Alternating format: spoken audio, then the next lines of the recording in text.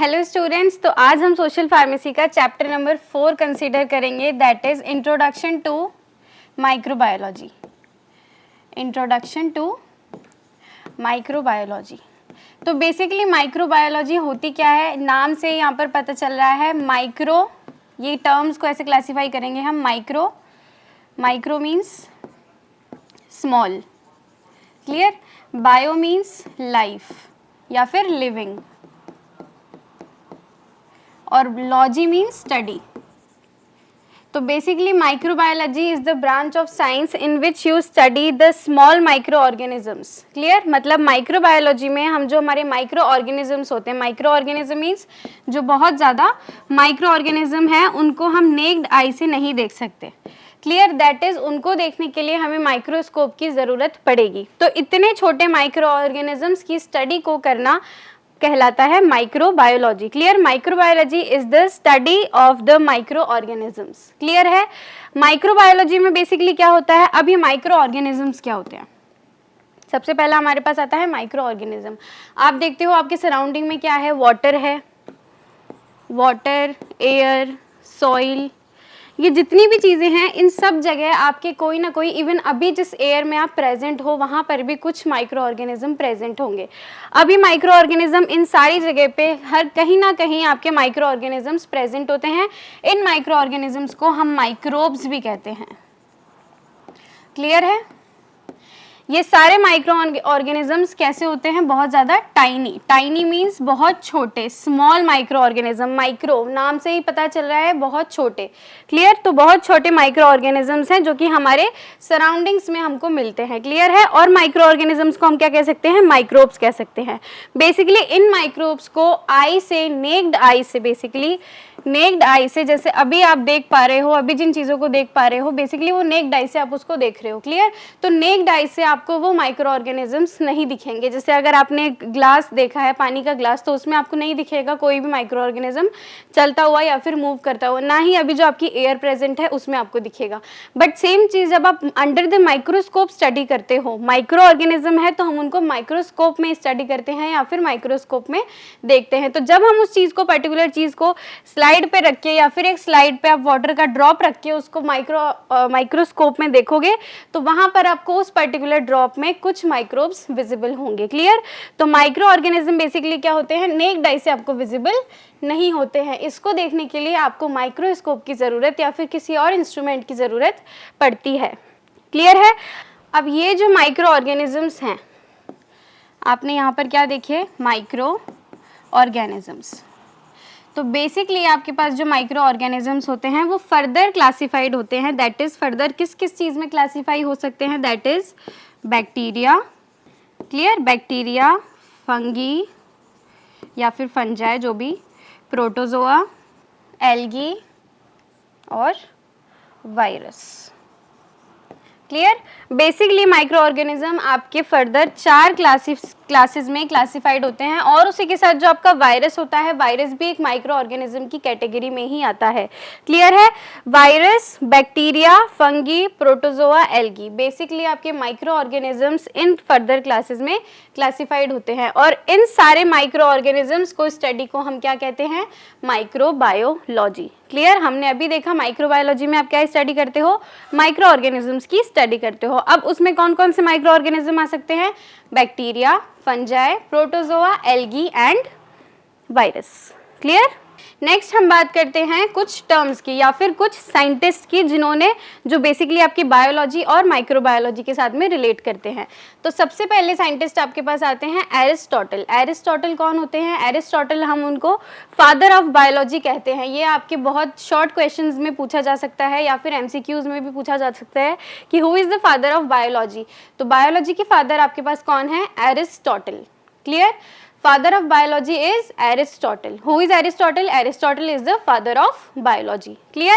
Next आपके पास आते हैं Antony von Leeuwenhoek. Antony von Leeuwenhoek, इन्होंने क्या किया, बेसिकली ये माइक्रोबायोलॉजी के, ये तो बायोलॉजी के हैं, बायोलॉजी के पर्टिकुलर बायोलॉजी के फादर हैं, और एंटनी वॉन लीवेनहुक ने क्या किया, इन्होंने माइक्रोबायोलॉजी को फाउंड किया था। फाउंड कैसे किया, बेसिकली उन्होंने कुछ माइक्रो ऑर्गेनिजम्स को अंडर द माइक्रोस्कोप स्टडी किया।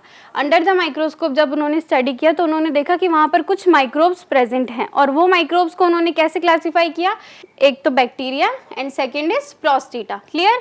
तो Antony Leeuwenhoek is the founder of microbiology, ये माइक्रोबायोलॉजी के फाउंडर हैं, क्योंकि इन्होंने सबसे पहले क्या किया था, माइक्रोस्कोप में, सबसे पहले माइक्रोस्कोप में माइक्रोब्स की स्टडी या फिर उन चीज़ों को देखना, एनालाइज करने का काम एंटनी वॉन लीवेनहुक ने किया था, इसीलिए उनको माइक्रोबायोलॉजी का फाउंडर कहा जाता है। क्लियर है। हम माइक्रोबायोलॉजी में स्टडी क्या करते हैं, माइक्रोब्स की स्टडी, और उन माइक्रोब्स को हम किस में देखते हैं, माइक्रोस्कोप में देखते हैं। तो जिसने सबसे पहले माइक्रोस्कोप में वो चीज़ देखी वो कौन थे, एंटनी वॉन लीवेनहुक, इसलिए हम इनको माइक्रोबायोलॉजी का फाउंडर कहते हैं। क्लियर है। नेक्स्ट हम बात करते हैं लुईस पास्चर, ये बहुत ज़्यादा इंपॉर्टेंट है आपकी माइक्रोबायोलॉजी के लिए। लुईस पास्चर कौन है, he is the father of modern microbiology. Antony van Leeuwenhoek microbiology के फाउंडर हैं, उन्होंने माइक्रोब्स को सबसे पहले माइक्रोस्कोप में स्टडी किया, that's why he called as the founder of microbiology. Clear. But father कौन है, फादर कौन है आपकी मॉडर्न माइक्रोबायोलॉजी के, या फिर father of microbiology is Lewis pasture. ये भी एक इंपॉर्टेंट पैरामीटर है, ये भी आपको डायरेक्टली क्वेश्चंस पूछा जाता है एमसीक्यूज में, या फिर डायरेक्ट वन वर्ड आंसर में भी पूछा जा सकता है। Clear. Who is Lewis pasture, Lewis pasture is the father of microbiology, या फिर who is the father of microbiology, that is Lewis pasture. Clear. Who is the father of biology, Aristotle. Clear. अब जो Lewis pasture है, इन्होंने क्या किया था, एक पास्चराइजेशन का प्रोसेस भी यहाँ पर दिया है। पास्चराइजेशन ऑब्वियसली इन्हीं के नाम से डिराइव होकर आया है, और पास्चराइजेशन में होता क्या है, बेसिकली अगर किसी भी पर्टिकुलर चीज़ से, सॉल्वेंट से, किसी भी, बेसिकली हम सॉल्वेंट की या फिर किसी भी लिक्विड की बात करेंगे, ठीक है, तो किसी भी लिक्विड से अगर आपको बैक्टीरिया या फिर कोई भी माइक्रोब्स को हटाना है, आप चाहते हो कि वो चीज़ स्टेराइल हो जाए, तो उस चीज़ को स्टेराइल कैसे करेंगे, आपको यहाँ पर फायर देनी है, फायर देनी है, दैट मीन्स उसको हीट देनी है। यहाँ पर क्या मिलेगी, उसको हीट मिलेगी। अब हीट मिलेगी तो क्या होगा, कुछ बैक्टीरियाज या फिर ऑलमोस्ट ऑल बैक्टीरियाज हीट के कांटेक्ट में जब आते हैं तो वो डेड हो जाते हैं। दैट मीन्स कि अब इस सॉल्वेंट में जितने भी बैक्टीरियाज या फिर माइक्रोब्स प्रेजेंट थे वो सब डेड हो गए हैं, किल हो गए हैं। दैट मीन्स ये जो अब आपका सॉल्वेंट है ये आपका स्टेराइल हो गया है। ठीक है, स्टेराइल हो गया है। दैट मीन्स जैसे आपने देखा है मिल्क आता है हमारे घर पर, मिल्क को हम क्या करते हैं, यूज करने से पहले बॉईल करते हैं, that means that process is pasteurization, कि उसमें अगर कोई भी माइक्रोब्स या फिर माइक्रो ऑर्गेनिजम्स प्रेजेंट होंगे तो वो हीट के कांटेक्ट में आकर एक्सपायर हो जाएंगे या फिर डेड हो जाएंगे या फिर किल हो जाएंगे। क्लियर। तो पास्चराइजेशन ऑफ मिल्क मीन्स कि मिल्क को बॉईल करना, मिल्क को हीट देना, जिसकी वजह से आपके अंदर उसके जितने भी माइक्रोब्स प्रेजेंट हैं वो सारे हट जाएंगे या फिर डेड हो जाएंगे। क्लियर। नेक्स्ट आपके पास आते हैं अलेक्जेंडर फ्लेमिंग। अलेक्जेंडर फ्लेमिंग इन्होंने क्या किया था, बेसिकली इनके पास एक सॉल्वेंट था। अलेक्जेंडर फ्लेमिंग इन्होंने क्या किया, बेसिकली इनके पास एक सिलेंडर है या फिर कोई भी एक कंटेनर है, उसके अंदर यहाँ पर एक सॉल्वेंट रखा हुआ है। क्लियर, एक सॉल्वेंट है और यहाँ पर एक पेट्री डिश है। उस पेट्री डिश में क्या है, आपका यहाँ पर बैक्टीरियाज को ग्रोथ करवाया जा रहा है। क्लियर, एक पेट्री डिश है जहाँ पर आपका बैक्टीरिया का एक एनवायरनमेंट बनाया गया है। तो अलेक्जेंडर फ्लेमिंग ने बाय मिस्टेक, गलती से उनसे ये सॉल्वेंट इस पेट्री डिश में गिर जाता है। इस पेट्री डिश में गिर गया तो क्या होगा, अब इसके जितने भी बैक्टीरियाज थे वो सारे किल होने लगे। एक्सीडेंटली ये हुआ था। अब ये सारे बैक्टीरियाज किल होने लगे। दैट मीन्स उन्होंने सोचा कि ये बैक्टीरिया को किल कर सकता है, तो उन्होंने इस सॉल्वेंट को क्या नाम दिया, एंटीबायोटिक। एंटीबायोटिक मीन्स जो भी बायोटिक्स, दैट मीन्स बैक्टीरिया के अगेंस्ट, बैक्टीरिया के एंटी में अगर कोई भी काम करता है तो वो क्या कहलाएगा, एंटीबायोटिक। और ऐसे ही फर्स्ट एंटीबायोटिक आपकी डिस्कवर हुई थी, दैट इज पेनिसिलिन। क्लियर है। यहाँ पर कुछ हमने फादर डिस्कस किए हैं, फादर्स या फिर कुछ ऐसे स्पेसिफिक साइंटिस्ट जो कि आपकी बायोलॉजी और माइक्रोबायोलॉजी के साथ में कहीं ना कहीं कोरिलेट करते हैं। तो सबसे पहले आपके आते हैं Aristotle, that is father of biology. Next आपके आते हैं Antony van Leeuwenhoek. Antony van Leeuwenhoek जो क्या है, माइक्रोबायोलॉजी के फाउंडर हैं। क्लियर। नेक्स्ट आपके पास आते हैं लुईस पास्चर, जो कि माइक्रोबायोलॉजी के लिए बहुत इंपॉर्टेंट है। इसके ऊपर डायरेक्ट क्वेश्चन आता है, because Lewis pasture is the father of microbiology.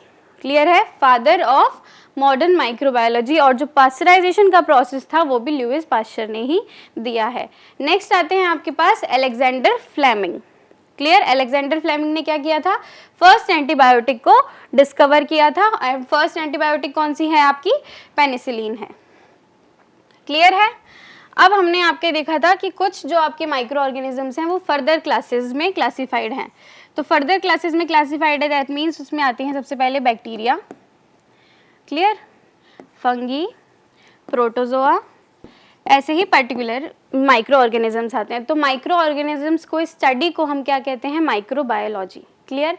अब माइक्रोबायोलॉजी में पर्टिकुलरली जब आप बैक्टीरिया की स्टडी करने वाले जो साइंटिस्ट होते हैं उनको हम क्या कहते हैं, बैक्टीरियोलॉजिस्ट। बैक्टीरियोलॉजिस्ट, जहाँ पे भी लॉजी या फिर लॉजिस्ट आ रहा है दैट मीन्स वो उस चीज़ की पर्टिकुलर स्टडी करता है। तो बैक्टीरिया की जो स्टडी करता है, जो भी पर्सन या जो साइंटिस्ट बैक्टीरिया की स्टडी करता है उसको हम क्या कहते हैं, बैक्टीरियोलॉजिस्ट। ऐसे ही जो पर्टिकुलर साइंटिस्ट जो फंगी की स्टडी करते हैं उनको हम क्या कहते हैं, माइकोलॉजिस्ट। सिमिलरली प्रोटोजोआ की स्टडी करने वाले को क्या कहते हैं, प्रोटोजोलॉजिस्ट। क्लियर है। ऐसे ही आपके पास नेक्स्ट आती है एल्गी। एल्गी की स्टडी करने वाले पर्सन को या फिर साइंटिस्ट को क्या कहा जाता है, फाइकोलॉजिस्ट। क्लियर है।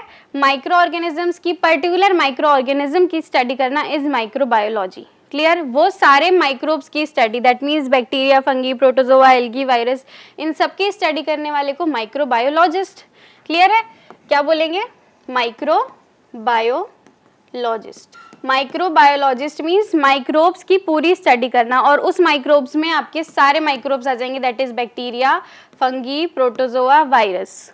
क्लियर, या और भी एल्गी रहता है वो। तो पर्टिकुलरली सारे माइक्रोब्स की स्टडी करने वाले को माइक्रोबायोलॉजिस्ट कहा जाता है, और पर्टिकुलर क्लास को स्टडी करने वाले का अलग नाम है। दैट मीन्स अगर कोई पर्सन बैक्टीरिया की स्टडी करता है या कोई पर्टिकुलर साइंटिस्ट सिर्फ बैक्टीरिया की स्टडी करता है या फिर उसी पे रिसर्च करता है तो उसको हम बैक्टीरियोलॉजिस्ट कहते हैं।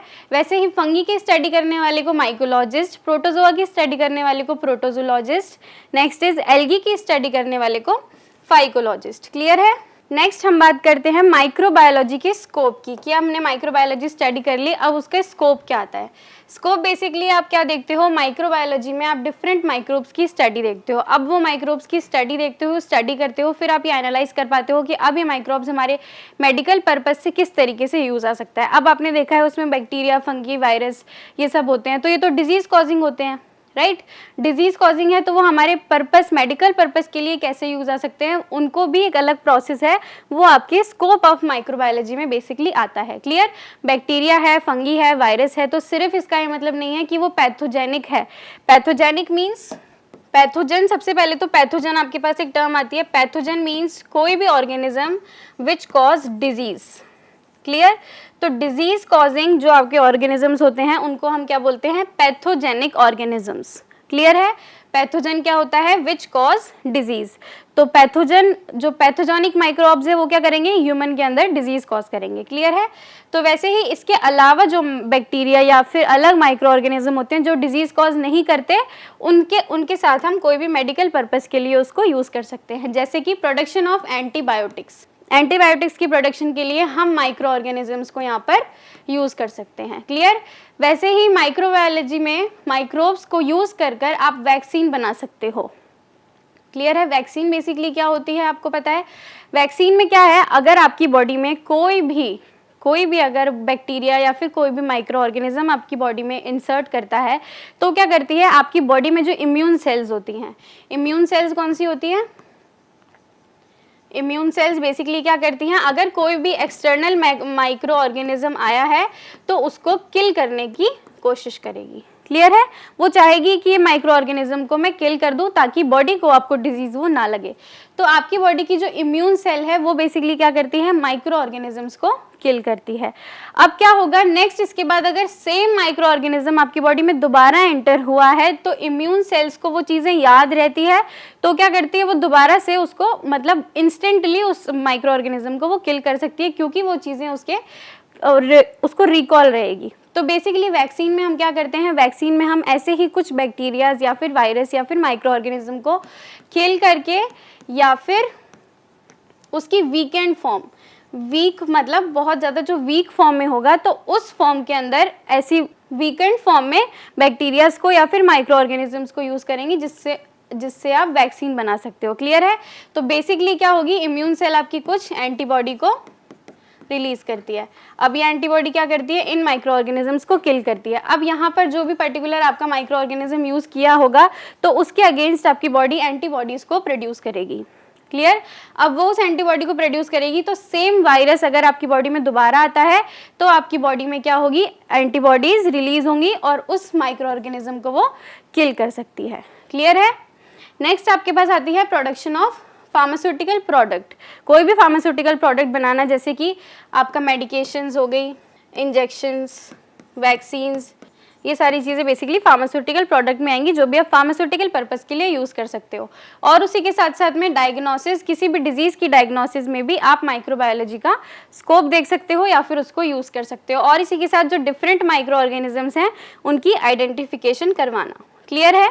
नेक्स्ट हम बात करते हैं आपके कुछ introduction to micro organisms, introduction to different या फिर वेरियस माइक्रो ऑर्गेनिजम्स। हमने अभी डिस्कस किया कि माइक्रो ऑर्गेनिज्म बेसिकली आपके कितने टाइप्स के होते हैं, बैक्टीरिया, फंगी, वायरस, प्रोटोजोआ और एल्गी। क्लियर? ये डिफरेंट टाइप के आपके माइक्रो ऑर्गेनिजम्स हैं। इन माइक्रो ऑर्गेनिजम्स की पर्टिकुलर स्टडी करने वाले साइंटिस्ट को क्या कहते हैं, हमने वो भी देख लिया। क्लियर है? तो अब इनको बेसिकली और डिटेल में हम स्टडी करेंगे। इनको डिटेल में स्टडी करने के लिए एक टेबल है आपके पास जो कि इजी है, आपको बहुत इजीली समझ आ जाएगी। तो सबसे पहले हम बात करते हैं कैरेक्टरिस्टिक्स की। क्लियर? यहाँ पे है आपका virus, bacteria, fungi, protozoa and algae. Clear? Characteristics की बात करते हैं तो हम सेल की बात करते हैं। सेल क्या होती है, basically smallest unit of living organism होती है, कि किसी भी लिविंग ऑर्गेनिज्म में सब चीज सेल से मिलकर बनी है। जैसे सेल से टिश्यू, फिर टिश्यू से ऑर्गन और ऑर्गन से ऑर्गन सिस्टम। जैसे ह्यूमन में भी सबसे छोटा पार्ट है वो है सेल, जो एक सबसे स्मॉलेस्ट यूनिट है वो है आपकी सेल। क्लियर? तो सेल जो है वो वायरस में क्या होती है, ए सेल्यूलर, दैट मीन्स वायरस में आपकी कोई भी सेल नहीं होती। वैसे ही बैक्टीरिया जो है, बैक्टीरिया आपका यूनिसेल्यूलर होता है। अब जो सेल है, बेसिकली सेल है या तो वो यूनिसेल्यूलर हो सकती है या फिर मल्टी सेल्यूलर हो सकती है। नाम से ही क्लियर है, यूनि मीन्स उसके अंदर सिंगल सेल प्रेजेंट होगी। उस ऑर्गेनिज्म में, उस लिविंग ऑर्गेनिज्म में आपके पास सिंगल सेल प्रेजेंट होगी, और ऐसे ही मल्टी में तो मोर देन वन या फिर मल्टी सेलुलर वो होगा। तो वैसे ही वायरस में आपका कोई भी सेल प्रेजेंट नहीं होता है, और वैसे बैक्टीरिया जो होते हैं वो आपके यूनिसेल्युलर होते हैं। दैट मीन्स बैक्टीरिया में सिर्फ एक सिंगल सेल होती है, और फंगी मल्टी सेलुलर होती है, प्रोटोजोआ आपका यूनिसेल्युलर होता है, और एल्गी मल्टी सेलुलर होती है। तो बेसिकली इंपॉर्टेंट आपके लिए यहाँ पे बैक्टीरिया है और आपके पास वायरस होते हैं। क्लियर? तो बैक्टीरिया क्या है आपका, यूनिसेल्युलर है, दैट मीन्स उसमें सिंगल सेल है। नेक्स्ट हम बात करते हैं न्यूक्लिक एसिड की। न्यूक्लिक एसिड क्या होता है, nucleic acid basically is genetic material. Nucleic acid क्या होती है, जेनेटिक मटेरियल होती है, दैट मीन्स उसमें डीएनए और आरएनए प्रेजेंट होती है। DNA means deoxyribose nucleic acid and RNA is ribose nucleic acid. Basically DNA में ऐसे आपके डबल स्ट्रैंड्स होते हैं और आरएनए में आपका सिंगल स्ट्रैंड होता है। तो बेसिकली जेनेटिक मटेरियल होते हैं जो कि आगे फर्दर किसी भी डिजीज कॉजिंग के लिए रिस्पॉन्सिबल होते हैं। जैसे ह्यूमंस में आपका डीएनए किस चीज़ के लिए रिस्पॉन्सिबल होता है, इनहेरिटेंस या फिर आपके जो जेनेटिक कैरेक्टरिस्टिक्स आते हैं जो आपके फादर में से आप में आ रहे हैं, वो बेसिकली इन्हीं चीज़ों के ऊपर या फिर उस जेनेटिक मटेरियल के ऊपर ही डिपेंडेंट होता है। क्लियर है? तो हम यहाँ बात करते हैं न्यूक्लिक एसिड वायरस में क्या होगा, या तो डीएनए होगा या फिर आरएनए होगा, दोनों में से एक ही चीज़ होगी। या तो किसी वायरस में सिर्फ डीएनए हो सकता है या फिर सिर्फ आरएनए हो सकता है। क्लियर? दोनों चीज़ें एक साथ प्रेजेंट नहीं होंगी। वैसे ही बाकी सब में बैक्टीरिया, फंगी, प्रोटोजोआ और एल्गी में डीएनए, आरएनए दोनों प्रेजेंट होते हैं। क्लियर? नेक्स्ट हम बात करते हैं outer surface. Outer surface means that means यहाँ पर सेल वॉल भी बात हो, सेल वॉल, सेल मेम्ब्रेन या कोई भी आउटर ऐसी कवरिंग आपकी सेल के ऊपर जो कि उसको एक्सटर्नल एनवायरनमेंट से सेपरेट आउट करके रख रही है, वो क्या है आपकी आउटर सरफेस है। तो बेसिकली सेल वॉल या फिर सेल मेम्ब्रेन की बात करते हैं तो वायरस है जो उसकी सेल मेम्ब्रेन किससे बनी है, कैप्सिड से। क्लियर? जो भी सेल वॉल आपकी बनी हुई है वो अलग अलग मटेरियल से बनी हुई है, तो उसका नाम यहाँ पर है। वायरस क्या है, वायरस किससे बना है, कैप्सिड से। क्लियर? बैक्टीरिया की जो सेल है, आउटर कवरिंग है, वो किससे बनी हुई है? पेप्टिडोग्लाइकॉन, पेप्टिडोग्लाइकॉन से आपकी वो कवरिंग बनी हुई है। नेक्स्ट आपकी फंगी की किससे बनी होती है? चिटिन की। चिटिन बेसिकली आप कोई भी बर्ड या फिर मक्खी जैसा कुछ देखोगे तो उसकी जो पंख होते हैं बेसिकली वो चिटिन से बने होते हैं, तो आप एज्यूम कर सकते हो कि चिटिन बेसिकली किस टाइप का मटेरियल होता है। क्लियर? प्रोटोजोआ में आपकी जो आउटर सरफेस है वो लिपिड्स और प्रोटीन्स की बनी है और एल्गी में सेल्यूलर स्ट्रक्चर होती है। नेक्स्ट बात करते हैं मोबिलिटी की। मोबिलिटी मीन्स किसी भी लिविंग ऑर्गेनिज्म की मूव करने की कैपेसिटी। क्लियर? अब वो मूव कैसे कर सकता है? कोई भी माइक्रो ऑर्गेनिज्म में या तो ये hair like structure, that means ये क्या है? फ्लैजिला। या तो किसी ऑर्गेनिज्म में फ्लैजिला प्रेजेंट होगा तो ही वो मूव कर पाएगा, दैट मीन्स कि वो ऑर्गेनिज्म तभी ही मोबिलिटी शो करेगा या फिर तभी ही वो मोटाइल होगा जब उसके अंदर फ्लैजिला प्रेजेंट है। फ्लैजिला या फिर सीलिया। ये क्या है? सीलिया। सीलिया आपकी स्मॉल हेयर लाइक स्ट्रक्चर होती है और फ्लैजिला क्या होती है? ऐसी बड़ी लॉन्ग हेयर लाइक स्ट्रक्चर होती है। अगर किसी ऑर्गेनिज्म में फ्लैजिला या फिर सीलिया ये दोनों प्रेजेंट है तो ही वो माइक्रो ऑर्गेनिज्म मोबिलिटी शो करेगा, दैट मीन्स तो ही वो माइक्रो ऑर्गेनिज्म मूव कर पाएगा। क्लियर? तो यहाँ हम बात करते हैं वायरस। वायरस आपके मूव नहीं कर सकते क्योंकि इसके अंदर कोई भी फ्लैजिला या फिर सीलिया प्रेजेंट नहीं होती। बैक्टीरिया में कुछ में प्रेजेंट होती है, दैट मीन्स कुछ बैक्टीरियाज आपकी मोबिलिटी शो करते हैं। ऐसे ही फंगी नहीं करती, प्रोटोजोआ के most of the organism show करते हैं और एल्गी जो है वो आपकी मोटाइल होती है। नेक्स्ट हम बात करते हैं न्यूट्रिशन। न्यूट्रिशन मीन्स कि ये अपना न्यूट्रिशन किस तरीके से ले सकता है कोई भी एक पर्टिकुलर ऑर्गेनिज्म। न्यूट्रिशन में बेसिकली आपकी दो टाइप्स की आती हैं, that is autotrophs and heterotrophs. Autotrophs में क्या आती हैं? जो अपना खाना खुद बनाती है। क्लियर? जो अपना फूड खुद से प्रिपेयर करती हैं। और हेट्रोट्रॉफ जो अपने फूड के लिए किसी और के ऊपर डिपेंडेंट होती है, दैट मीन्स अपने न्यूट्रिशन के लिए किसी और के ऊपर डिपेंडेंट होती है। तो न्यूट्रिशन में हम बात करते हैं वायरस, ये खाना ना बनाती है ना किसी और के ऊपर डिपेंडेंट होती है, दैट मीन्स क्या होती है? वायरस बेसिकली डेड होती है। बाहर जब वो रहती है तो वो डेड होती है, बट जब वो किसी होस्ट सेल में एंटर हो जाती है, होस्ट सेल में एंटर होने के बाद ही आपका वायरस अलाइव होता है और वहीं पर वो मल्टीप्लाई होता है। क्लियर? जैसे कोविड जो आपका वायरस था या कोई और अदर वायरस है, तो जब वो बाहर है तब तक वो डेड है, बट जब वो वायरस आपकी बॉडी में इंसर्ट हो जाता है, आपकी सेल्स में जाता है, तब वो अलाइव हो जाता है और तब वहाँ वो फर्दर रिप्रोड्यूस होता है। क्लियर? Next bacteria. बैक्टीरिया क्या होते हैं? आपके ऑटोट्रॉफिक और हेट्रोट्रॉफिक, दैट मीन्स अपना खाना खुद भी बना सकते हैं और किसी और के ऊपर डिपेंडेंट भी रह सकते हैं। और ऐसे ही फंगी आपकी हेट्रोट्रॉफिक होती है, प्रोटोजोआ भी हेट्रोट्रॉफ्स है और एल्गी क्या है? आपकी ऑटोट्रॉफ। क्लियर? नेक्स्ट हम बात करते हैं न्यूक्लियस की। न्यूक्लियस किस किस सेल में आपका प्रेजेंट होगा? क्लियर है? तो यहाँ पर क्या है? न्यूक्लियस बेसिकली क्या होता है? आपका एक सेल है, सेल के अंदर एक पार्ट है, ठीक है, बेसिकली वो आपका न्यूक्लियस कहलाएगा या फिर एक सेल का बहुत इंपॉर्टेंट पार्ट। जैसे सेल के अंदर और भी ज़्यादा आपके पास ऑर्गेनिल्स यहाँ पे प्रेजेंट होते हैं, जैसे कि माइटोकॉन्ड्रिया है, राइबोसोम्स है, एंडोप्लाज्मिक रेटिकुलम है। ऐसे ही आपके डिफरेंट ऑर्गेनेल्स यहाँ पे प्रेजेंट है। तो डिफरेंट जो मेम्ब्रेन बाउंड ऑर्गेनेल्स प्रेजेंट होते हैं वो उसके अंदर आपका न्यूक्लियस प्रेजेंट होता है। क्लियर है? तो हम यहाँ पर बात करते हैं न्यूक्लियस जो है वो वायरस में क्या है? एब्सेंट होता है। और बैक्टीरियो में क्या होता है? प्रोकैरियोट्स। नेक्स्ट इधर आता है प्रोकैरियोट्स, यूकैरियोट्स। प्रोकैरियोट्स, यूकैरियोट्स क्या होते हैं? बेसिकली जो भी आपका सेल है, सेल के अंदर आपका न्यूक्लियस प्रेजेंट होती है और उसके साथ अदर सेल ऑर्गेनेल्स प्रेजेंट होते हैं। तो जिसके अंदर सेल ऑर्गेनेल्स और न्यूक्लियस प्रेजेंट नहीं है, दैट मीन्स एब्सेंट है, तो वो आपका क्या कहलाएगा? Prokaryote. That means prokaryotic organism या फिर प्रोकैरियोटिक ऑर्गेनिज्म वो ऑर्गेनिज्म होते हैं जिसके अंदर आपका न्यूक्लियस और अदर सेल ऑर्गेनल्स एब्सेंट होते हैं। क्लियर? और यूकैरियोट्स में वो चीज़ प्रेजेंट होती है। तो वायरस में बेसिकली आपका न्यूक्लियस एब्सेंट है, अब उसके अंदर सेल वॉल भी नहीं है तो न्यूक्लियस भी उसका एब्सेंट रहेगा। क्लियर? बैक्टीरिया क्या होती है? प्रोकैरियोटिक होती है। प्रोकैरियोटिक है दैट मीन्स उसके अंदर न्यूक्लियस और सेल बाउंड ऑर्गेनल्स आपके प्रेजेंट नहीं है। यूकैरियोट्स में प्रेजेंट है और ये बाकी सब आपके यूकैरियोट्स की क्लासेस में आती हैं।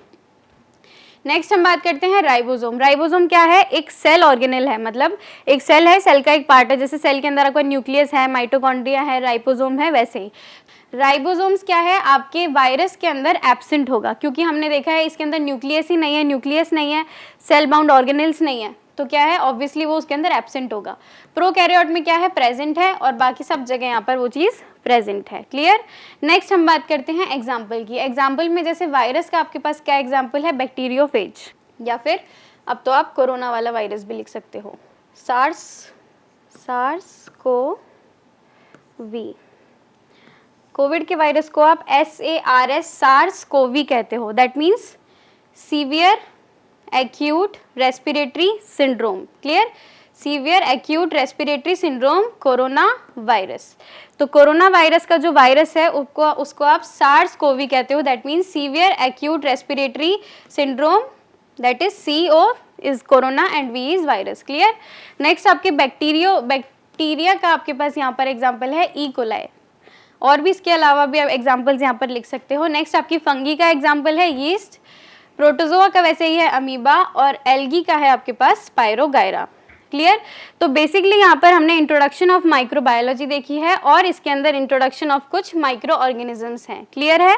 तो स्टूडेंट्स अभी तक हमने उस टेबल के थ्रू बहुत सारे माइक्रो ऑर्गेनिज्म का एक इंट्रोडक्शन पार्ट लिया था। अब हम थोड़ा सा डिटेल में इन माइक्रो ऑर्गेनिजम्स को स्टडी करेंगे। दैट इज सबसे पहला आपका आएगा बैक्टीरिया। हमने उस टेबल के अकॉर्डिंग देखा था कि बैक्टीरिया आपके क्या होते हैं। बैक्टीरिया बेसिकली यूनिसेल्युलर होता है और इसी के साथ साथ प्रोकैरियोटिक होता है, राइट? नेक्स्ट हम बात करते हैं जो आपके बैक्टीरिया हैं। बेसिकली बैक्टीरिया आपकी शेप्स के ऊपर बेस्ड होकर, on the basis of their shape, आपके बैक्टीरियाज क्लासीफाई होते हैं फर्दर 4 क्लासेस में। दैट इज 4 क्लासेस में आपके बैक्टीरियाज क्लासीफाई होते हैं, जिसमें सबसे पहला आपका आता है bacillus, next is coccus, spirilla and vibrio. ये बैक्टीरिया की बेसिकली शेप्स के ऊपर क्लासिफिकेशन है। क्लियर? अब ये शेप के ऊपर क्लासिफिकेशन है, यही बैक्टीरियाज की नॉमेनक्लेचर में भी हेल्प करती है। क्लियर? अब ये जो शेप्स हैं, तो ये शेप का आपको कैसे पता चलेगा? तो बेसिकली जो आपके सबसे पहला आपका बैसिलस बैक्टीरिया है, तो बैसिलस बैक्टीरिया क्या होता है आपका? रॉड लाइक होता है, रॉड लाइक स्ट्रक्चर उसकी होती है। दैट मीन्स ऐसा रॉड लाइक स्ट्रक्चर होता है। क्लियर? नेक्स्ट हम बात करते हैं कोकस की। तो कोकस होते हैं आपके स्फेरिकल शेप्ड। क्लियर? मतलब अगर कोई बैक्टीरिया आपका स्फेरिकल शेप्ड का है तो उसका नाम कोकस से रिलेटेड या फिर उसके नॉमेनक्लेचर में कहीं ना कहीं आपको कोकस मिलेगा। और अगर जैसे किसी नॉमेनक्लेचर में आपको बैसिलस दिख रहा है, किसी भी बैक्टीरिया की नॉमेनक्लेचर में बैसिलस लिखा हुआ है, दैट मीन्स वो बैक्टीरिया का स्ट्रक्चर क्या है? रॉड लाइक स्ट्रक्चर है। क्लियर? वैसे ही हम बात करते हैं स्पाइरुला की। स्पाइरुला बेसिकली आपकी स्प्रिंग लाइक स्ट्रक्चर होती है। स्प्रिंग लाइक स्ट्रक्चर, ऐसी सी स्ट्रक्चर अगर आपकी किसी बैक्टीरिया की है तो उसके नॉमेनक्लेचर में आपको स्पाइरुला नाम दिखेगा। क्लियर? और वैसे ही हम विब्रो की बात करते हैं तो विब्रो इज समथिंग कर्व लाइक, ऐसा कुछ कर्व लाइक आपका स्ट्रक्चर अगर बैक्टीरिया का है तो वो विब्रो की क्लास में आएगा। क्लियर है? तो बैक्टीरिया मेजरली आपकी शेप्स के ऊपर बेस्ड आपकी फर्दर ऐसे क्लासिफाइड होता है। उसके अंदर आपके सबसे पहला आता है bacillus, coccus, spirilla and vibrio. Clear? Bacillus किस टाइप का होता है? रॉड लाइक स्ट्रक्चर होती है उस बैक्टीरिया की। नेक्स्ट कोकस जो बैक्टीरियाज होते हैं उसकी स्फेरिकल लाइक स्ट्रक्चर होती है। स्पाइरुला आपके स्प्रिंग लाइक होते हैं और विब्रो आपकी कर्व होती है। बेसिकली कॉमा का स्ट्रक्चर होता है, उस कॉमा के स्ट्रक्चर के जैसा विब्रो का स्ट्रक्चर होता है। क्लियर? ये तो बात हुई आपका बैक्टीरिया शेप्स के ऊपर क्लासिफाइड है। वैसे ही आपका बैक्टीरिया जो है on the basis of their structure के ऊपर क्लासिफाइड होता है, that is gram positive and gram negative. आपने देखा होगा कि बहुत सारी जगह लिखा होता है कि ये बैक्टीरिया आपका ग्राम नेगेटिव है या फिर ये बैक्टीरिया आपका ग्राम पॉजिटिव है। तो बेसिकली ग्राम पॉजिटिव और नेगेटिव क्या होता है? ग्राम पॉजिटिव और नेगेटिव जो हम बैक्टीरिया को क्लासीफाई करते हैं वो बेसिकली उसके structure of their cell wall के बेस के ऊपर क्लासीफाई करते हैं। क्लियर? जैसे हम एक बात करते हैं एक एग्जांपल की, आपका एक सेल है। क्लियर? उस सेल में साइटोप्लाज्म होगा, साइटोप्लाज्म आपका सेल में प्रेजेंट है। क्लियर? अब बैक्टीरिया हमने टेबल में स्टडी किया था कि जो बैक्टीरियाज होती है उसमें बाहर की जो वॉल है, जैसा हमने वायरस में देखा था कि वायरस की जो वॉल है वो है कैप्सिड की, वैसे ही हमने देखा था कि बैक्टीरिया की जो वॉल होती है वो किसकी होती है? पेप्टिडोग्लाइकॉन। तो बेसिकली आपका सेल है, सेल के अंदर आपका साइटोप्लाज्म है। ठीक है? उस साइटोप्लाज्म के ऊपर आपका क्या है? पेप्टिडोग्लाइकॉन। ये है आपकी पेप्टिडोग्लाइकॉन। ये पेप्टिडोग्लाइकॉन आपका सेल के अंदर प्रेजेंट है। क्लियर? ये पेप्टिडोग्लाइकॉन अगर आपका थिक होगा, दैट मीन्स थिक है कंपैरेटिवली, तो वो आपका ग्राम पॉजिटिव बैक्टीरिया होगा। क्लियर। वैसे ही हम बात करते हैं, एक सेल है जिसके अंदर आपका साइटोप्लाज्म है। क्लियर। पेप्टिडोग्लाइकॉन इसमें भी होगा, क्योंकि बैक्टीरिया है तो बैक्टीरिया के अंदर पेप्टिडोग्लाइकॉन प्रेजेंट होता ही होता है। बट दोनों में मेजर डिफरेंस क्या है, इसका जो पेप्टिडोग्लाइकॉन है वो कंपैरेटिवली थिक होता है और इसका पेप्टिडोग्लाइकॉन जो है वो थिन होता है। और इसी के साथ साथ इसके ऊपर एक आउटर मेम्ब्रेन भी होती है, और ये आउटर मेम्ब्रेन किसकी होती है, लिपिड की, लिपिड आउटर मेम्ब्रेन। क्लियर है। तो बेसिकली ग्राम पॉजिटिव और ग्राम नेगेटिव में सेल वॉल के बेस के ऊपर हम बात करते हैं। सेल वॉल के बेसिस पे आपका जो बैक्टीरिया है वो दो क्लासेस में क्लासिफाइड होता है, that is gram positive and next is gram negative. दोनों में मेजर डिफरेंस क्या है, सेल वॉल को अगर हम दोनों की देखेंगे तो साइटोप्लाज्म के ऊपर पेप्टिडोग्लाइकॉन प्रेजेंट होगा दोनों में ही। क्लियर। बट जिस केस में पेप्टिडोग्लाइकॉन आपका थिक है, पेप्टिडोग्लाइकॉन की लेयर आपकी जहां पर थिक है वो आपका ग्राम पॉजिटिव होगा, और वहीं पेप्टिडोग्लाइकॉन की लेयर अगर आपकी थिन है तो वो आपकी नेगेटिव है। और थिन के साथ साथ में क्या होगा, यहाँ पर आउटर लिपिड मेम्ब्रेन भी प्रेजेंट होगी। क्लियर है।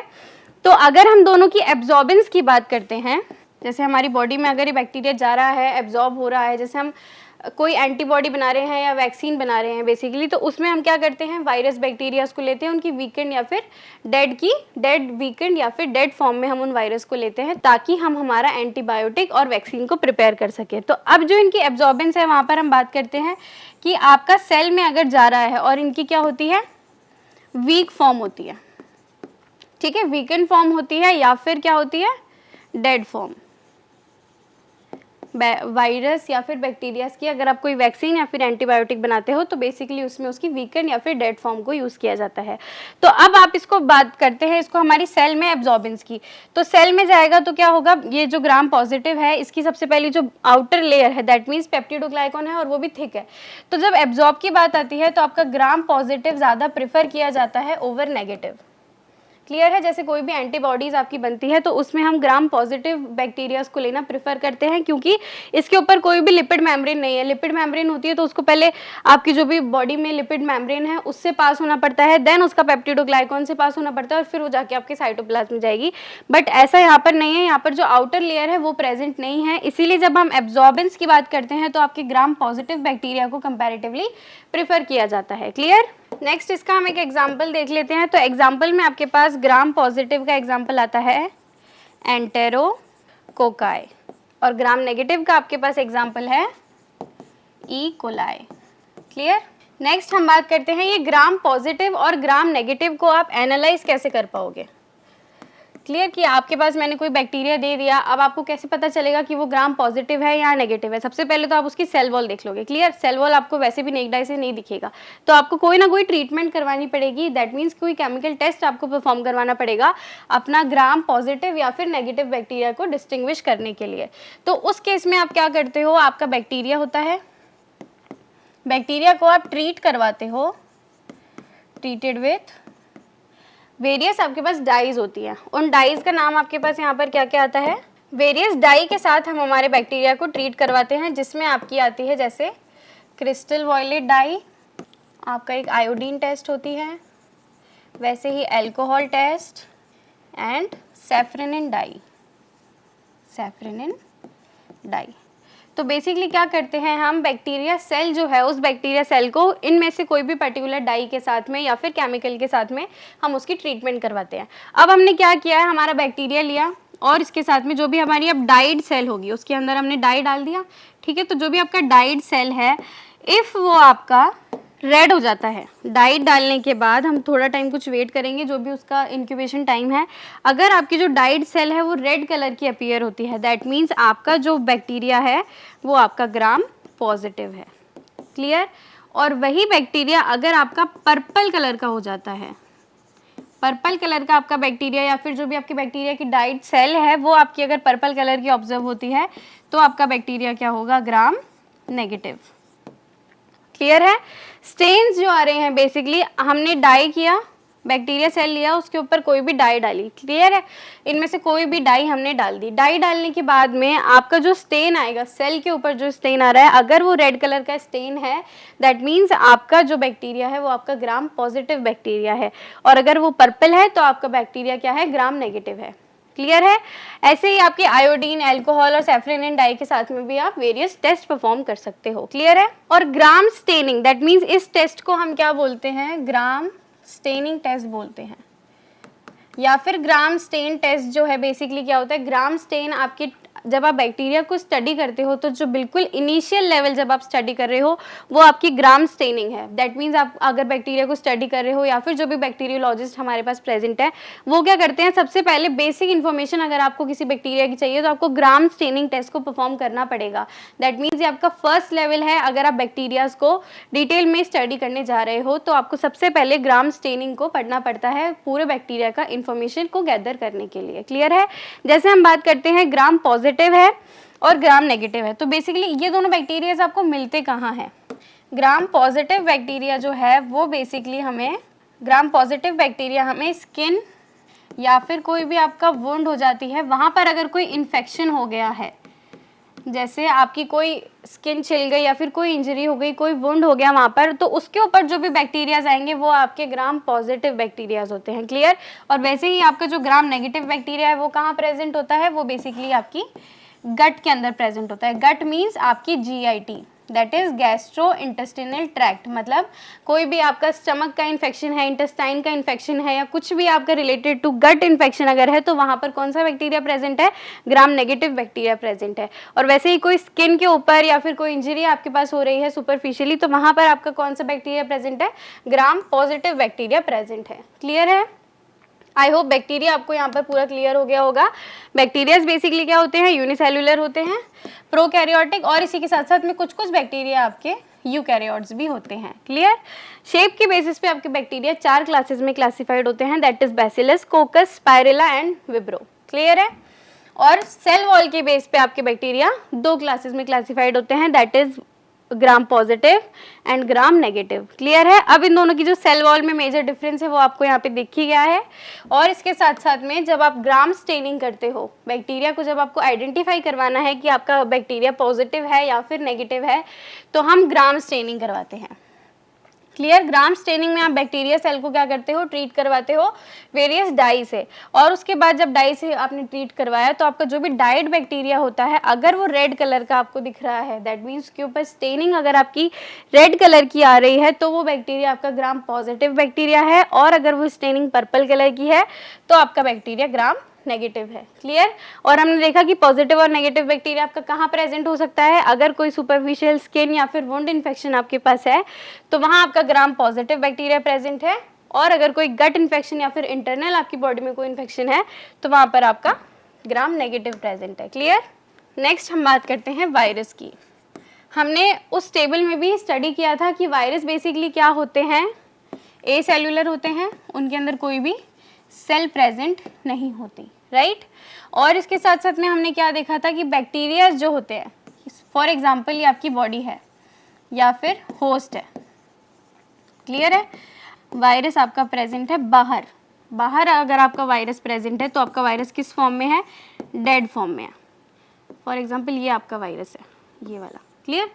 अब ये वायरस जब आपका अंदर चला जाएगा, दैट मीन्स होस्ट की बॉडी में चला गया या फिर बॉडी में चला गया, तो अब यहाँ पर जाके ये वायरस क्या हो जाएगा, अलाइव। इसका क्या मतलब है कि आपका वायरस जो है उसको ग्रोथ करने के लिए, उसकी रिप्रोडक्शन करने के लिए, या फिर बेसिकली हम कह सकते हैं उसको अपना इफेक्ट या फिर अपना इन्फेक्शन शो करने के लिए किसी होस्ट बॉडी की रिक्वायरमेंट पड़ती है। वायरस अकेला आपको इन्फेक्ट नहीं कर सकता।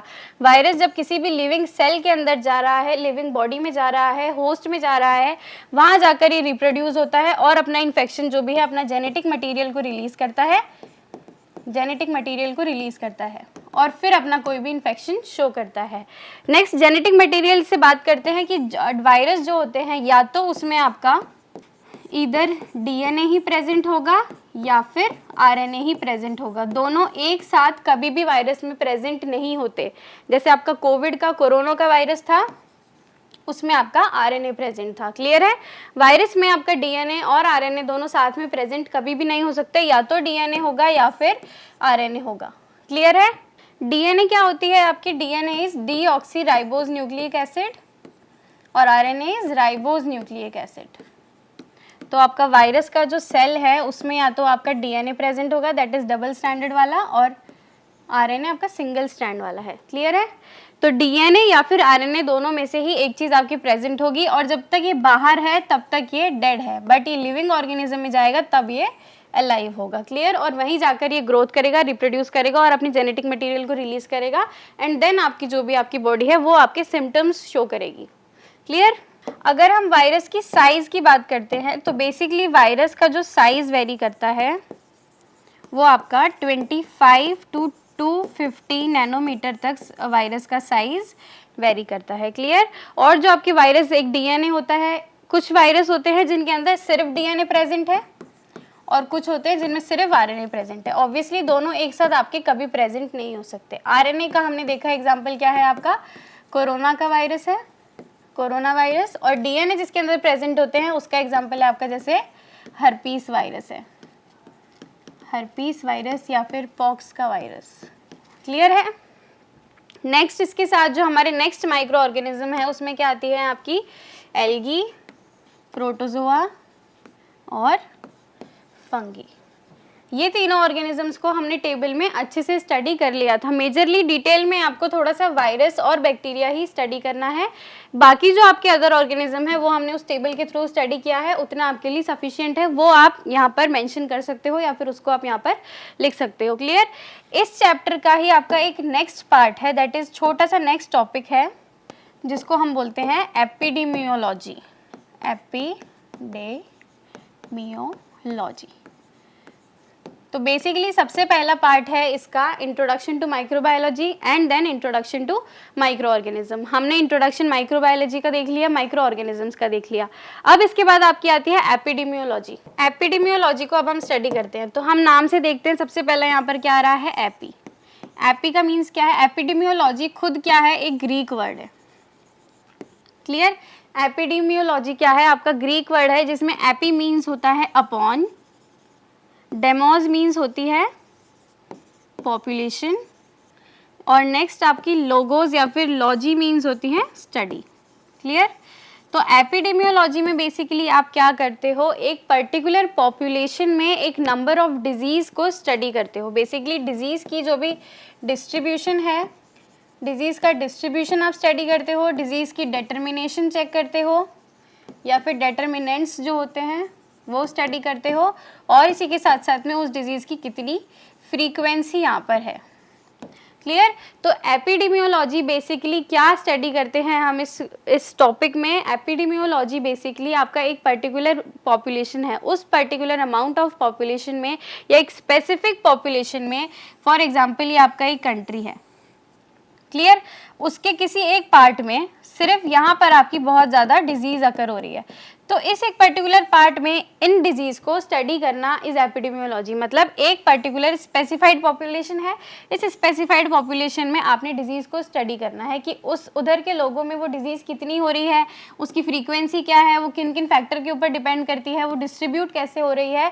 तो पर्टिकुलरली एक अमाउंट लोगों में, एक लोगों का अमाउंट या फिर एक स्पेसिफिक पॉपुलेशन में किसी भी डिजीज़ को स्टडी करना इज एपिडेमियोलॉजी। क्लियर है? एपिडेमियोलॉजी में बेसिकली हम डिस्ट्रीब्यूशन देखते हैं, डिटर्मिनेशन देखते हैं and frequency of the disease देखते हैं कि वो जो डिजीज़ है उसकी फ्रीक्वेंसी कितनी है, कितने लोगों में वो फैल रही है।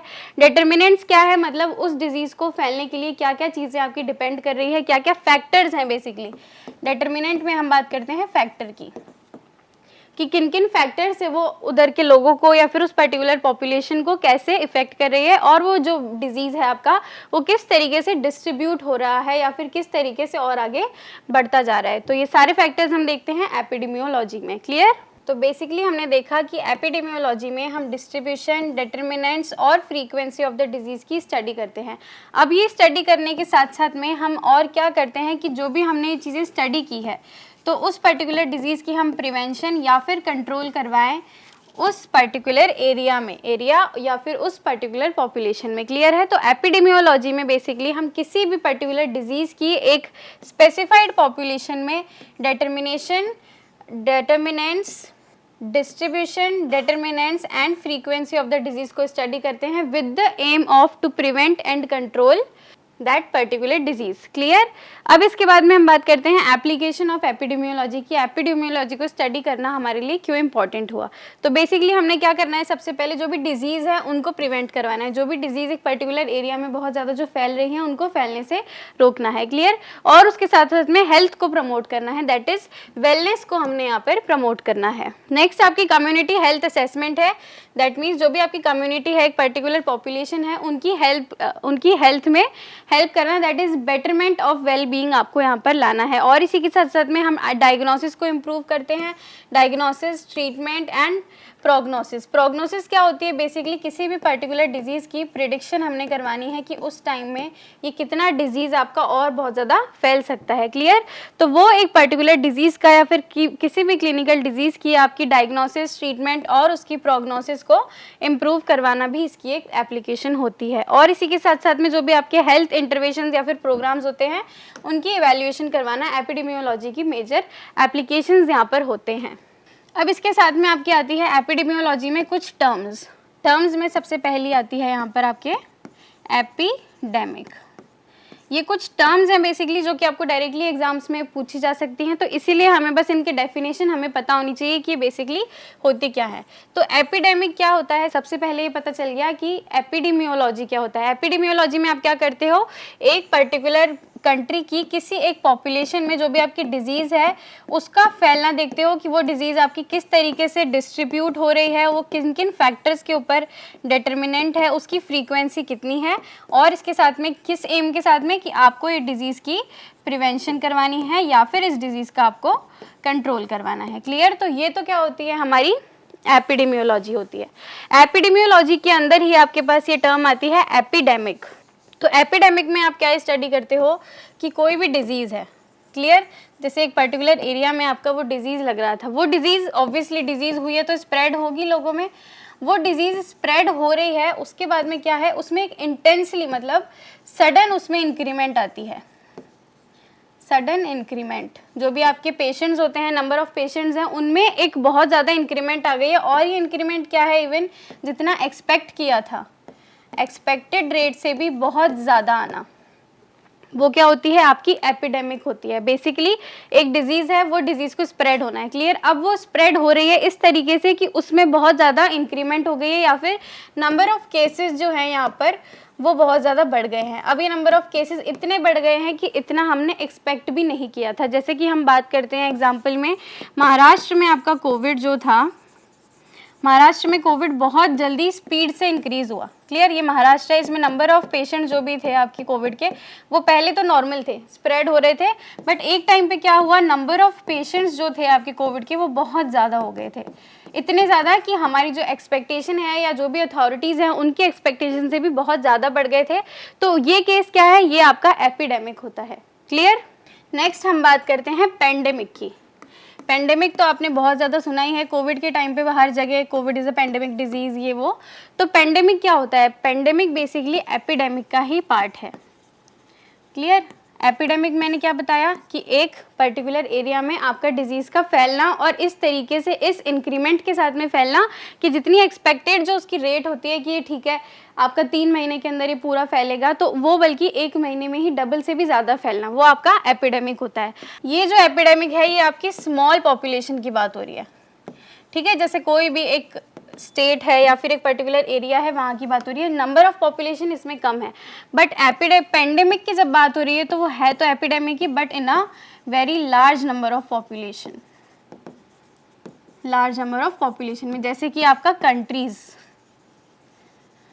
जैसे हमने देखा कि कोविड क्या था, अलग अलग कंट्रीज़ में बहुत जल्दी फैल रहा था, तो इसीलिए कोविड को क्या कहा, that is a pandemic disease.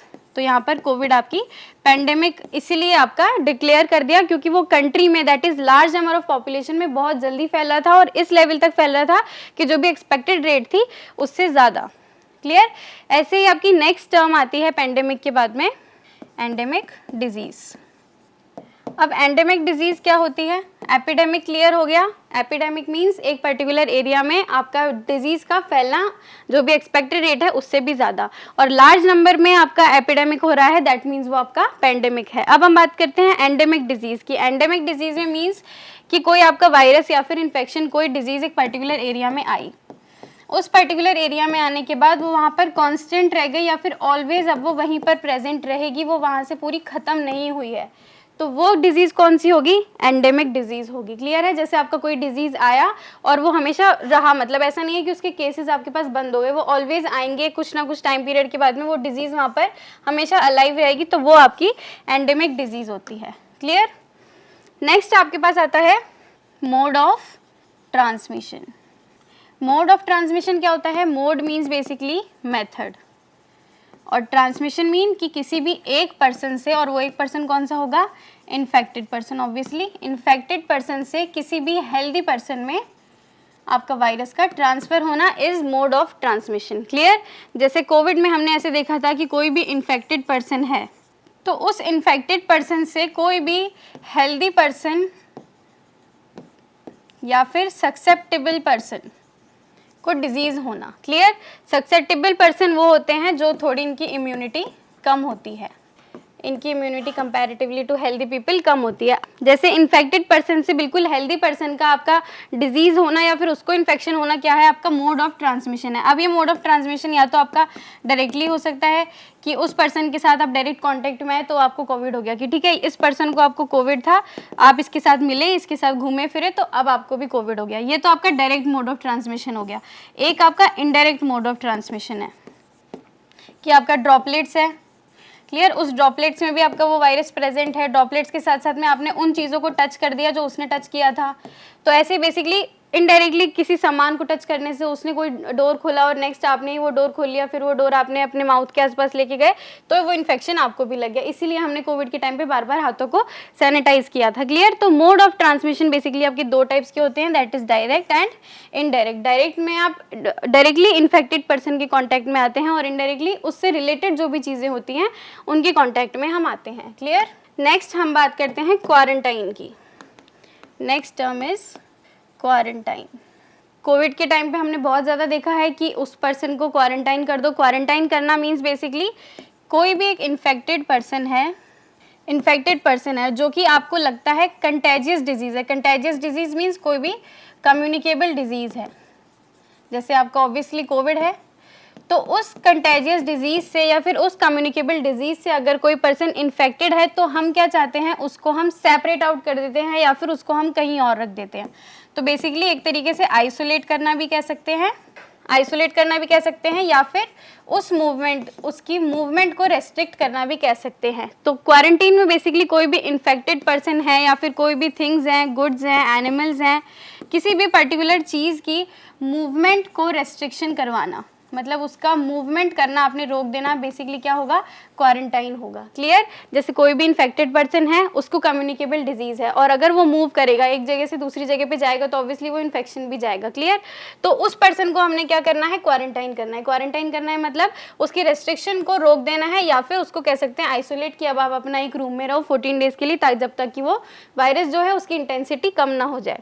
Clear? तो क्वारंटाइन मतलब किसी भी पर्टिकुलर चीज़ को, गुड्स को, एनिमल्स को, इवन पर्सन्स की भी मूवमेंट को रेस्ट्रिक्ट करवाना इस क्वारंटाइन। क्लियर? और ऐसा हम क्यों कर रहे हैं? विद द एम ऑफ कि जो भी आपकी डिजीज़ है वो और ज़्यादा ना फैले। Clear? To prevent the spread of disease. आपने उस पर्सन को क्वारंटाइन क्यों किया? ताकि आपका जो डिजीज़ अभी चल रहा है वो और ज़्यादा ना फैले, इसीलिए आपने उस पर्सन की या फिर उस पर्टिकुलर चीज़ की मूवमेंट को रेस्ट्रिक्ट कर दिया। क्लियर? नेक्स्ट हमारे पास टर्म आती है आइसोलेशन। आइसोलेशन भी हमने पता है कोविड के टाइम पे हमने बहुत ज़्यादा सुना है कि आइसोलेट करना है 7 डेज़ के लिए, 14 डेज़ के लिए। आइसोलेशन में बेसिकली हम प्रिकॉशन फैक्टर के साथ में उस चीज़ को सेपरेट करना, सेपरेट देमसेल्व्स, मतलब उसको अलग कर देना। कि जैसे आप किसी भी पार्टी में गए हो, या फिर हमने कोविड के टाइम पे देखा है कि सेलिब्रिटीज़ में इन सब ने गेट टुगेदर रखी, फिर पता चला कि बाद में किसी एक पर्सन को कोविड हो गया, तो उसके बाद हम क्या करते हैं कि जितने भी मेंबर्स वहाँ पे प्रेजेंट थे, सिर्फ प्रिकॉशन के पर्पज़ के लिए कि अब हम उनके कांटेक्ट में आएंगे तो उनको भी वायरस ना हो जाए, हमें पता नहीं है अभी हमें है या नहीं, तो उस केस में, प्रिकॉशन के केस में हम क्या करते हैं? आइसोलेट कर देते हैं खुद को, क्योंकि हम उस पार्टी में गए थे जहाँ पर एक इन्फेक्टेड पर्सन था और हमारे थ्रू किसी और को ना हो जाए, इसीलिए हमने खुद को ही यहाँ से आइसोलेट कर दिया। मतलब बेसिकली ये जो चेन हो रही थी उसको हमने रोक दिया कि ये पर्सन इसके साथ इन्फेक्ट हुआ है मे बी, और ये कब होगा, जब इसकी इम्यूनिटी कम है तो ये इससे इन्फेक्ट हो जाएगा, अदरवाइज नहीं होगा। और अगर ये यही इन लोगों के साथ में रहेगा, हेल्दी पर्सन के साथ में रहेगा, तो ऑब्वियसली ये जो चेन है ये बढ़ती जाएगी। तो इस चेन को यहाँ से हटा देना या फिर इसको अलग कर देना, इसको सेपरेट आउट कर देना इस पूरी चेन में से, प्रिकॉशन के पर्पस के साथ में इज आइसोलेशन। क्लियर। और आइसोलेशन का भी क्या मोटिव है हमारा, कि हम जो भी हमारा डिजीज है उसकी स्प्रेड को रोक सकें, prevention of spread of disease. Clear. Quarantine में बेसिकली आपको डिजीज हो चुकी है, कोई भी पर्सन है वो इन्फेक्टेड पर्सन है, उसको कम्युनिकेबल डिजीज वो हो गई है, उसकी मूवमेंट को हमने रेस्ट्रिक्ट कर दिया है कि अभी इन्फेक्टेड पर्सन है, ये उधर उधर जाएगा तो ये और लोगों को बीमार करेगा। बट आइसोलेशन में क्या है, हम वहाँ गए थे, मे बी हमें नहीं पता हम इन्फेक्टेड हैं या नहीं, बट हम सिर्फ एक प्रिकॉशन के पर्पज़ के साथ में अलग हो रहे हैं ताकि जो चेन है वो टूट जाए, तो वो आपकी आइसोलेशन है। क्लियर। नेक्स्ट टर्म आपके पास आती है इधर incubation period. Incubation period, incubation period basically वो है कि जैसे आपको कोई भी वायरस आया है, वायरस की एक्सपोजर हो गई है, ठीक है, बॉडी में वायरस की एक्सपोजर हो गई, अब उसके साथ में एक्सपोजर से लेकर आपको जो भी सिम्टम आए हैं, सिम्टम डेवलप हुए हैं, उस बीच का जो भी टाइम पीरियड है वो आपका इंक्यूबेशन पीरियड होता है। जैसे कोविड में हमने कहा था कि किसी पर्सन को कोई भी इन्फेक्शन हो जाता है तो 7 to 14 डेज के बाद में, या फिर हमने ऐसे कहा था कि हफ्ते भर बाद में पता चलेगा कि इसको कोविड हुआ है या फिर नहीं हुआ है। और वो कैसे पता चलेगा, जब उसको कोई भी सिम्टम्स आएंगे तब। तो जब उसको एक्सपोजर हुआ, तो ऐसा तो है नहीं कि आज एक्सपोजर हुआ और कल से आपको सिम्टम आ जाएंगे, ऐसा तो नहीं है। आपका वायरस जाएगा, बॉडी में रिप्रोड्यूस होगा, इन्फेक्शन क्रिएट करेगा, उसके बाद आपको सिम्टम्स आएंगे। तो इस पूरी चेन का क्या है, ये पूरा आपका इंक्यूबेशन पीरियड है। तो इंक्यूबेशन पीरियड क्या होता है, बेसिकली एक्सपोजर से सिम्टम आने तक का जो भी पीरियड है वो आपका इंक्यूबेशन पीरियड होता है। क्लियर। नेक्स्ट इसके बाद टर्म है कॉन्टैक्ट ट्रेसिंग। कॉन्टैक्ट ट्रेसिंग में क्या है कि जो भी पर्सन आपके इन्फेक्ट हुए हैं, जैसे हमने अभी बात की थी कि एक पर्सन है वो इन्फेक्टेड है, ठीक है, इसने एक पार्टी रखी जिसमें बहुत सारे पर्सन्स आपके पास यहाँ आए, क्लियर, मेल फीमेल सब आपके पास यहाँ आए हैं, नंबर ऑफ पर्सन्स यहाँ पर आए हैं। अब इन नंबर ऑफ पर्सन को ये पता लगाना, बेसिकली कॉन्टैक्ट ट्रेसिंग क्या होती है, ये कोई हेल्थ डिपार्टमेंट्स होती हैं, उन हेल्थ डिपार्टमेंट का ये काम होता है कि एक पर्टिकुलर गैदरिंग में कौन कौन से लोग आए थे और उनको अगर इन्फेक्शन हो गई है तो उनको हमने अलग करवाना है, उनको हमने आइसोलेट करवाना है, ताकि हम हमारी जो स्प्रेड हो रही है डिजीज़ की उसको रोक पाएँ। तो बेसिकली ये काम होता है हेल्थ डिपार्टमेंट का। हेल्थ डिपार्टमेंट क्या करती है, जो भी आपके हेल्दी पेशेंट्स होते हैं जो कि डायरेक्टली कॉन्टैक्ट में आए हैं इन्फेक्टेड पर्सन के, तो उनको बेसिकली आइसोलेट करवा देती है। क्लियर है। तो उनको आइसोलेट करवाना क्या होती है, कॉन्टैक्ट ट्रेसिंग होती है। ओके। नेक्स्ट इसके बाद में टर्म आती है आपकी, next is morbidity. Morbidity means कि एक पर्सन की हेल्दी स्टेट है, ठीक है, हेल्दी स्टेट कोई भी उसकी फिजियोलॉजिकल भी हो सकती है या फिर साइकोलॉजिकल भी हो सकती है, फिजियोलॉजिकल या फिर साइकोलॉजिकल वेल बीइंग से, इस स्टेट से उस पर्सन का डिजीज होना, मतलब बेसिकली प्रेजेंस ऑफ डिजीज दिखनी इज मॉर्बिलिटी, की कोई पर्सन हेल्दी है, अब वो हेल्दी से डिजीज पर्सन हो गया है या फिर अनहेल्दी पर्सन हो गया है, तो ये क्या है, ये मॉर्बिडिटी है। क्लियर। और इसी के साथ में आपकी लास्ट टर्म आती है, that is mortality rate. Mortality rate, mortality rate क्या होती है यहाँ पर, कि एक पर्टिकुलर डिजीज से एक स्पेसिफाइड पॉपुलेशन में और उसी के साथ साथ में एक स्पेसिफाइड टाइम पीरियड में कितने लोगों की डेथ हो रही है या फिर कितने लोग डाई हो रहे हैं, वो क्या है, आपकी मॉर्टेलिटी रेट है। जैसे कि हमने देखा था कि कोविड आया, कोविड में एक डिजीज़ हुई है, हमने ये देखा कि कोविड आने के फॉर एग्जाम्पल बहुत ज़्यादा पीक टाइम है, उस पीक टाइम में हमने ये देखा था कि एक महीने में या फिर इवन एक वीक में भी आपकी जो नंबर ऑफ डेथ थी वो बहुत ज़्यादा इंक्रीज हो रही थी। क्लियर। तो एक पर्टिकुलर टाइम पीरियड में एक पॉपुलेशन में, स्पेसिफाइड पॉपुलेशन में नंबर ऑफ डेथ को देखना या फिर नंबर ऑफ डेथ जो भी है एक पर्टिकुलर डिजीज से, उसकी स्टडी करना इज मॉर्टेलिटी रेट। क्लियर। ये आपकी कुछ टर्म्स होती हैं जो कि आपकी एपिडेमियोलॉजी में आती है। एपिडेमियोलॉजी क्या होता है हमने देख लिया, उसके साथ साथ में उसकी एप्लीकेशन और उसके जो फर्दर आपके टर्म्स यहाँ पर आती है उसको हमने यहाँ पे स्टडी किया है। इसके बाद में आपकी रेस्पिरेटरी डिजीज आती हैं, रेस्पिरेटरी डिजीज़ को हम नेक्स्ट लेक्चर में कंटिन्यू करेंगे। Okay students, thank you so much.